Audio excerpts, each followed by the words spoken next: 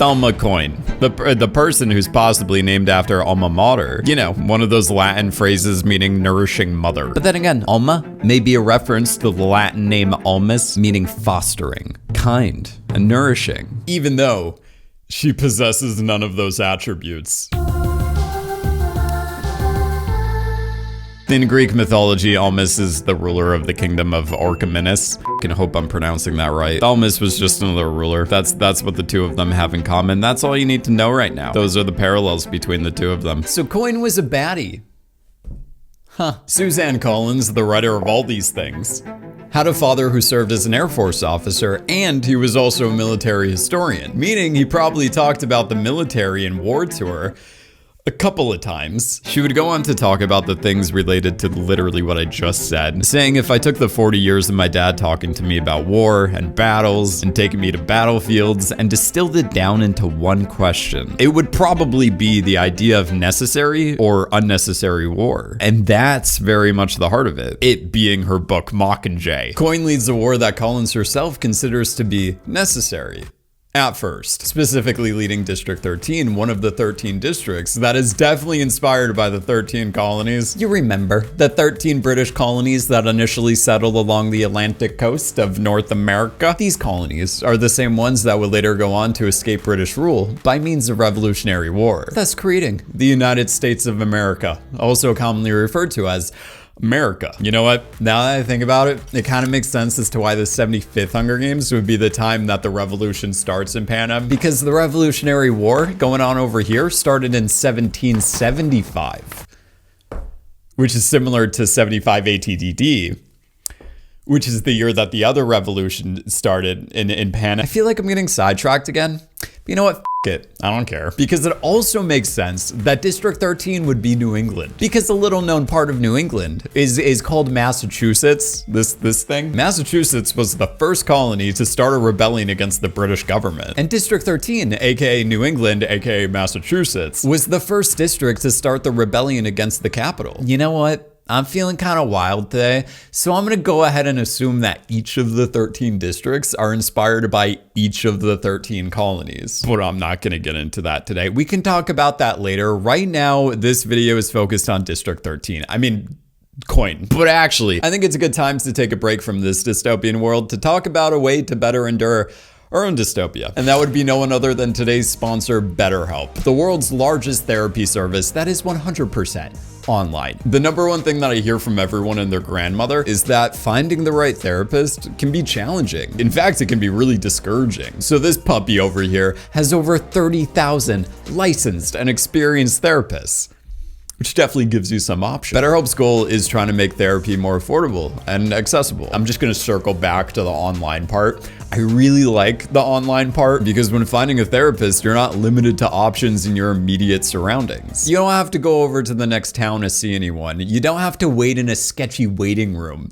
I mean, it's probably not that sketchy, but it's always a little eerie in there, and the fluorescent lighting. So what they're gonna do to get you started is just have you fill out this questionnaire. It's a simple questionnaire about your needs and preferences in therapy, just to make it so that they can match you with a more personalized therapist from their network. The one that has like 30,000 therapists on standby. After that, you can talk to your therapist over text, chat, phone call, video call. I don't care. Whatever you feel comfortable with. And you can message your therapist at any time. But if you want to be more schedule oriented, you can schedule live sessions whenever it's convenient for you. And let's say, hypothetically, I don't really like my therapist that much, or I'm not vibing with my therapist, or you just don't think it's the right fit in general, it ain't gonna be a thing. Because BetterHelp is gonna match you with a new therapist at no additional charge. They're gonna make it easy for you. With BetterHelp, you're getting the same professionalism and expertise of in-office therapy, but with a therapist that is custom picked for you. If all that sounds pretty toasty, you can get 10% off your first month by clicking on this link that contains my name in the description below or the pinned comment. So go check it out for yourself. Anyway, going back to Massachusetts, Panem citizens are given names that thematically tie in with their industry of their district. For example, Commander Lime has that name because their district mines stuff like limestone. Or Cashmere, getting her name because her district makes luxury items like clothing, which Cashmere tends to be a part of. In real life, during the Revolutionary War, the rebel leaders in Massachusetts focused on financial independence, as they wanted to escape the taxation of the king. So even though 13's industry became more military focused, it makes sense as to why Alma's last name would be Coin. Then it further hammers in the theme of independence, whether that would be financial or territorial. Some of you in the comments are going to be like, actually, Coin's name. I'm going to stop you right there. I appreciate the excitement to prematurely and unwarrantedly correct me, because I know that some of you love doing that. But bear with me for a second, just finish watching the video, and then you can go in the comments and just ruin my life. Can't wait to read them. Back to my original point. So Alma Coin leads the second rebellion. Kind of. Here's some hot takes about President Coin.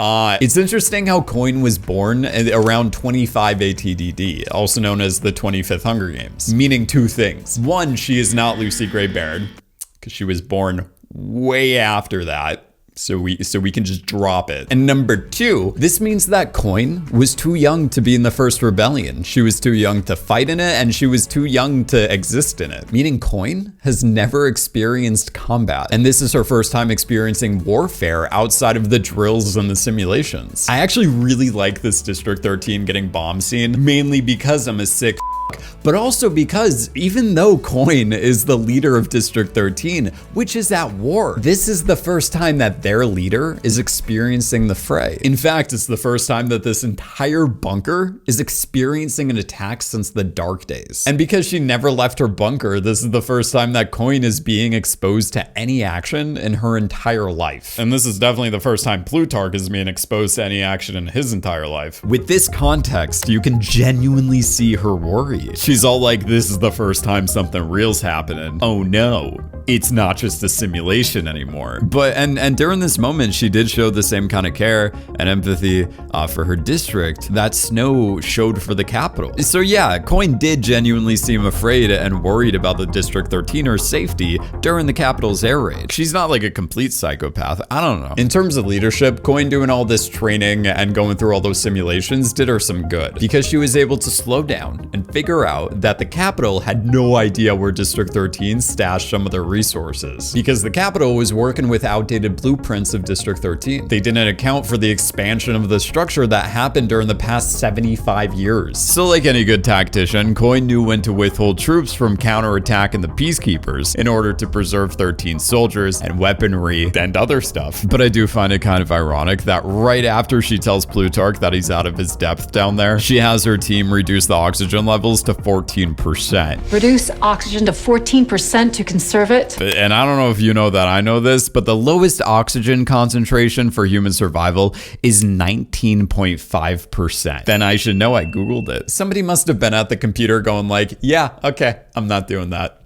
I'm just gonna pretend like you said the right number. Plutarch may be out of his element down there, but Coin was definitely out of her depth up there. I mean, think about it. She was smart and a good strategist, but take her interactions with Plutarch, for example. Coin sticks to a particular set of rules and doesn't deviate from the dogma of 13. Plutarch was used to bending all the rules and doing whatever he wanted to get results, but Coin would shut him down every single opportunity. Yet the things that she initially turns down are the things that would end up actually winning the war for her, like bringing on the Mockingjay, securing the victors, showing any form of emotion, and letting Plutarch go to town with propaganda. As a leader, Coin was lacking charisma or any expressive form of humanity. The way that she opens her supposedly motivational speeches is telling everyone that because they're attending her speech, their schedules will automatically be adjusted to compensate for the delay. So in the first seemingly 40 minutes of her speech, it consists of her reminding everyone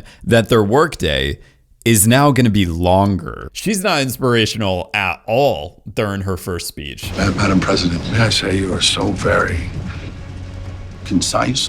Of course these sheeple are gonna eat up all of her non-charismatic speeches. It's all they've ever known. Let's not forget that District 13 is the less oppressive North Korea, except District 13 actually has nukes that work. Coin knows how to keep all of her prisoners, soldiers, in line, but she doesn't know how to do the same for the rebels, nor the general populace. Plus, Bunker Girl over here I'm not gonna let this go. She did not leave the bunker until after the war. Most people didn't even know who she was until the war was coming to an end. After Katniss did the whole fake I'm dying thing, Coin had to announce her name and her title to the rest of Panem. Otherwise, they would be like, who the heck is that? I am President Alma Coin, leader of the rebellion. But rewind for a second. President Coin, who possessed the unmistakable charisma of a deceased humpback whale that got beached somewhere off the coast of Alaska and is now about to explode, didn't want Katniss as the spokesman for the biggest revolution in the history of Panem. She would have much preferred having the loaf wielder as the little propaganda boy of District 13, despite Plutarch going like, nah, try out the girl who yells a lot. Why was this, you ask? Well, Beetee had a warmer presence and he knew how to work a crowd. The only reason Katniss really got attention during the pre-game interviews was because of what Cinna designed for her. Beetee was quick on his feet to manipulate the audience. He first captivated everyone with the star-crossed lovers act and would later tell everyone that Katniss Everdeen was pregnant. If it weren't for the baby.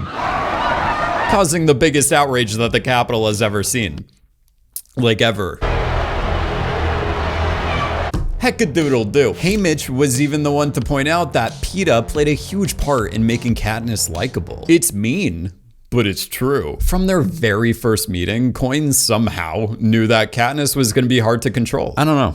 I think it may have had something to do with like the everything about Katniss. Beetee was the one who was supposed to live. Coin was smart and saw catnip evergreen as a spark that couldn't be contained. Like Katniss was kind of unpredictable after the whole attack in Beetee, inciting the first riot in District 11, starting like riots in like 50 other districts, attempting to poison herself and Beetee in the process, blowing up an entire arena just because she was in a mood. Plus, Katniss would continue to talk back to Coin. You will hold yourself and your government responsible, or you will find another Mockingjay. Can we just talk about how Katniss talked to Coin for a second? Oh my potatoes. Like if I had a big old bag of potatoes, I would be like, oh my that. Dude, not even Plutarch freaking Heavensbee is allowed to talk to her that candidly. In fact, every time he does, he gets put in his place. The one thing that I did notice after watching The Hunger Games like 50 billion times was that, at least in the films, Katniss never refers to Coin as Madam President or President Coin. Or just president. She never acknowledges Coin's title. In this deleted scene from Mockingjay Part 1, we see this casual, laid-back business meeting between Coriolanus Snow, the president of Panem, and newly appointed special council member Beetee Malark, Bread Boy. Snow has the audacious nature to say to Beetee, The sooner these uprisings are put to rest, the sooner you'll see your home again. even though Snow burned District 12 to the ground due to some deep-rooted angst that stems all the way back to his problematic teen years. All that you have to know is that Snow got rid of District 12 quicker than Gale obliterated Prim. But Snow elaborates. I can't always reach into a living room. That has to come from a friend. And then Beetee tries to figure out what Snow wants from him. You're asking me to be what, sir? Your voice of reason? And then Snow replies, You've understood everything but one small detail.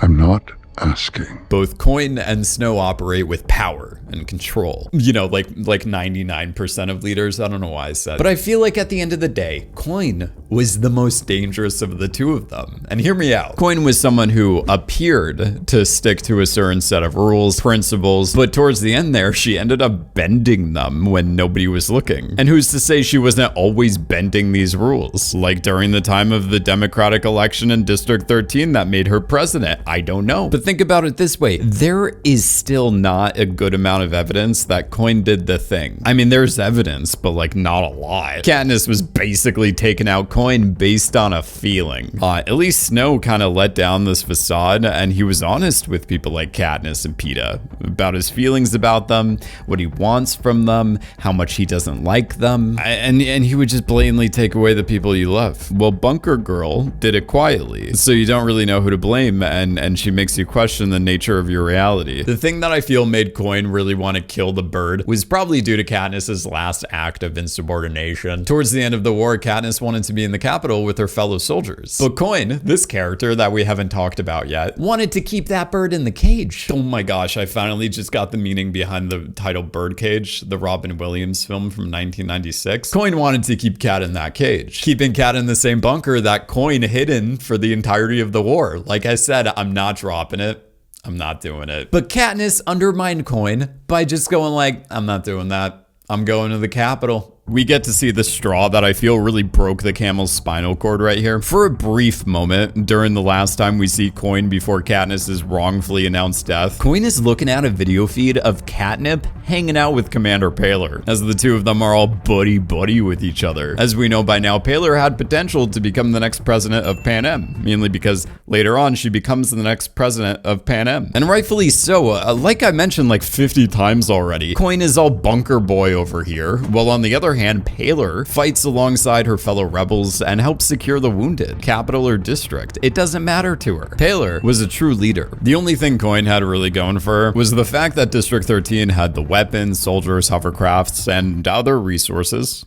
I don't know, I could keep listing them all day. I'm not gonna do that, because that would take a while. At this point in time, Coin knew that she needed to start delivering in terms of public appearances, which is why she planned on showing her face across all the airwaves the moment her plan to kill Katniss was successful. That way, Coin could be the one to announce the Mockingjay is dead. This was genius, because one face of the rebellion dies and another is born. This is why she tries delivering her speech with a little bit more emotion like Plutarch was recommending. Dead or alive, Katniss Everdeen will remain the face of this revolution. Something that results in a cringe fest for both Plutarch and every single other human being. Okay, I'm having so many realizations today whilst making this video. I just realized that Squad 451 is a reference to Fahrenheit 451, the temperature at which paper burns. Do you get it? Because Katniss is the girl on fire. And it could also serve as a reference to the book Fahrenheit 451, another dystopian novel written by Ray Bradbury. I like how, like a lot of District 13ers, Coin lacked any social capabilities. Every time Coin tries to comfort Katniss, it comes across as disingenuous, off-putting, and a little awkward. You have it, soldier. It's what's kept you alive all this time. And it won't fail you now. Coin's just reciting something like out of a script or manual. Like, I wouldn't be surprised if Coin was just using all her skills that she learned while reading a 100-page District 13 field manual titled How to Deal with Grief. And Katniss is so done with it. She's on the brink of having a breakdown, and Coin is all like, "You're doing great." And Katnipp's like, what is happening right now? Don't get me wrong, Coin did have emotions and empathy and all that. But then again, so did Snow. You see, Coin and Snow are metaphorically two sides of the same coin. I did it. I said the thing. I said the thing. I feel like some people out there are giving Gale some hate over the death of Primrose. Whoever these people are. Snow got rid of District 12 quicker than Gale obliterated Prim. Gale Hawthorne, professional Primrose destroyer. The other Hemsworth as it turns into Bread Boy versus the Prim Reaper. The second most popular Hemsworth. Yeah, honestly, some of you need to lay off Gale. But at the end of the day, the true Prim Reaper was Coin. Well, Gale and Beetee, because don't forget Beetee was also involved in all this, simply came up with the strategy. Coin had the authority to put it into play. So even though it was all a big old collaboration between both Gale and Coin, Coin's called a meeting. We need to respond. When did we become you and Coin? it was mainly Coin. She put together the City Circle bombing and filmed it for a national audience. My theory is that Coin definitely meant to kill Prim. Coin thought Katniss was dead at this point. She wanted to annihilate Prim to give off the same effect as Katniss doing the whole dying thing, because at this point it would really boost her political career. The delayed explosion, the trap. Is that you? I don't know. Gale answering, I don't know, is more of a tragedy to his character and how he doesn't even recognize himself. On his warpath, he ended up compromising the safety of Capitol children, a couple of District 12ers, and medics of the rebellion, the people who he's been fighting to protect this entire time. Also, he promised Katniss from day one that he would look after Katniss's family, and then he ended up taking half them off the planet, which is kind of counterproductive to his initial intent. Even though Coin herself was fairly voted into presidency by a democratic election, supposedly, she definitely became a little corrupt by the end there, as she seized emergency power until Panem got back on its feet. Whatever arbitrary timeline that would be, Coin then takes full credit for coming up with the symbolic Hunger Games with the Capitol's children in order to satisfy the district's thirst for blood, retribution, and revenging, a fire that she helped add to, even after the war was basically over. She's like, oh no, who could have caused all this stress and anguish? It wasn't me. But why? Why would Coin do the thing? Why take out Prim and all these other innocent people? The war was all but won. Well, Eric, you gotta think it's about after the war. If everyone thinks that the Capitol and the President Snow are willing to stoop that low, it solidifies to Panem that the Capitol is evil, and we should never go back to the way things were. Plus, it further adds to the dehumanization of Capitol citizens. Plus, in all the chaos, Coin was able to better gain control. Why would she host a meeting and then have the victors vote on whether or not they're gonna continue the Hunger Games? Well, through the war, Coin learned how to do things like speak like a person, and she also learned how influential of an asset someone like the Mockingjay or Beetee was. You want me to fire up our troops? Call out to the loyalists. You've seen what I can do. Yes, I have. The remaining victors were celebrities and had massive influence. If Coin could put together a council of them and then go before Panem saying that the majority of victors, who she liberated herself, stand behind this idea for another Hunger Games, majority of people in Panem would probably support it because they're in the mood to revenge. Coin, this dictator, lost that family of hers to a pox epidemic. So in moments like her telling Katniss, we know loss in District 13, We've known loss in 13 too. she is being genuine. But then again, the first time we meet her, she says this. And I can't imagine what it's like to live through the atrocities of those games. At that moment, she herself considers the games to be an atrocity. She couldn't imagine how someone like Katniss would go through something like that. And then the next moment, Coin is all like, hey, we should have more of those atrocities. I'm gonna be honest with you guys. This is my educated guess, okay? I know I'm just shooting in the dark right now, but I'm just gonna say that I think there's a slight chance of hypocrisy happening. Even though the Hunger Games costume designer Trish Somerville pieced out this season and ditched us to do the wardrobe for Gone Girl, the wardrobe department killed it, thematically speaking. They had Julianne Moore wear dark contact lenses, because why not? As well as this gray wig. It was probably not as expensive as Jennifer Lawrence's wig. For context, at the time, Lawrence was dyeing her hair for multiple films, and it eventually got so damaged that she had to chop it off. So she ended up wearing a wig for Mockingjay, a wig that was estimated to cost over $30,000. Mind you, that's before hyperinflation prices, so $30,000 was a lot back then. I love how Effie makes this comment about Coin, going like, You know what gives the revolution? That hair. and then once the revolution is over, Coin gets that haircut. Coin's gray hair, she has gray hair, is the most on-the-nose symbolism, as it's highlighting the fact that she's floating in this gray area between good and evil. Everyone, and their estranged cousin Gerald, is wanting to know more about Coin. But the best thing about Coin is that we don't get an extensive backstory about her character. We don't get the full picture. We don't get to know her history, as she was meant to hang out in the gray for the majority of Mockingjay. The fun part is having no backstory for Coin, because it made us question every move that she would make, as well as pay attention to the little details we got. Like when Prim reveals that Coin lost her husband and her daughter to a pox epidemic, giving Coin some motivation to hate the Capitol. And then there was room 3908. Coin kept Katniss's prep team in 3908. When Katniss found them, they were half naked, bruised, and shackled to the wall. Upon opening the door, Katniss recalls that the stink of unwashed bodies, stale urine, and infection breaks through the cloud of antiseptic. The three figures are only just recognizable by their most striking fashion choices. Venia's gold facial tattoos, Flavius's orange corkscrew curls, Octavia's light evergreen skin, which now hangs too loosely as if her body was a slowly deflating balloon. When Katniss discovered the prep team instantly recoiled and hid against the wall in anticipation for another attack from some of the District 13ers. All because they stole some bread.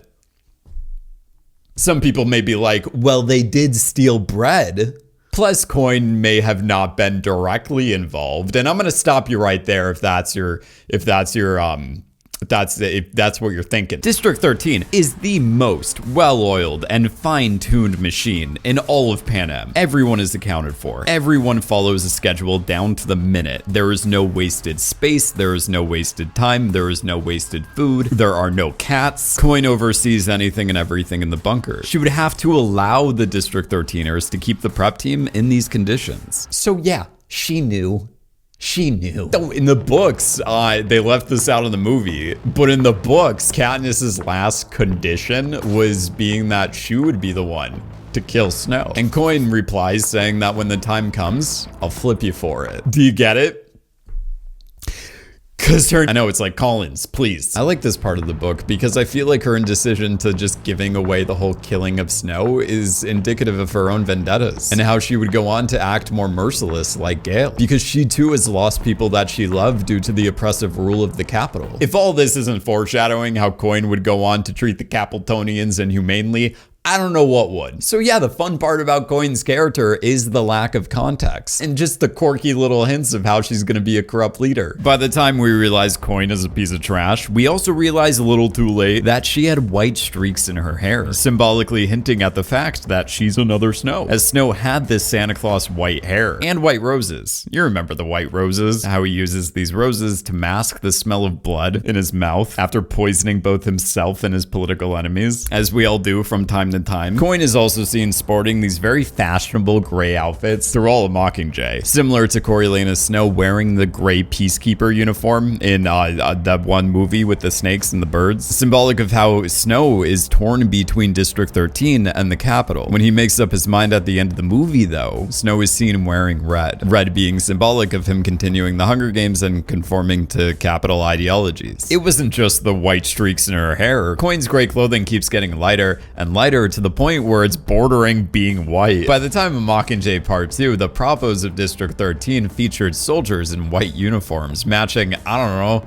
the Peacekeepers, and Katniss is dressed in red, just like Snow, telling us that Katniss is basically fighting for another version of the Capitol. So now that we're aware of the white streaks or the gradual whitening of her clothing, I love that the last thing to visually communicate that Coin was another Snow was the red bleeding out of her uniform. With the reprisal of the Hunger Games and a new dictator maintaining the status quo, Coin made the necessary war devolve back into the unnecessary war. The oppressors became the oppressed. The way that Suzanne Collins viewed it was that in the process of becoming an actual war, in the process of becoming a rebellion, they have now replicated the original arena. So it's cyclical, and it's that cycle of violence that seems impossible for us to break out of. So Katniss in a sense breaks the cycle by taking Coin off the planet, and Snow literally has the last laugh. Snow technically lands on top in his own way. He lost to the girl from 12, which is poetic, but Snow was able to manipulate Katniss to kill the person who's taken his place. So in his last moments, he's like, all right,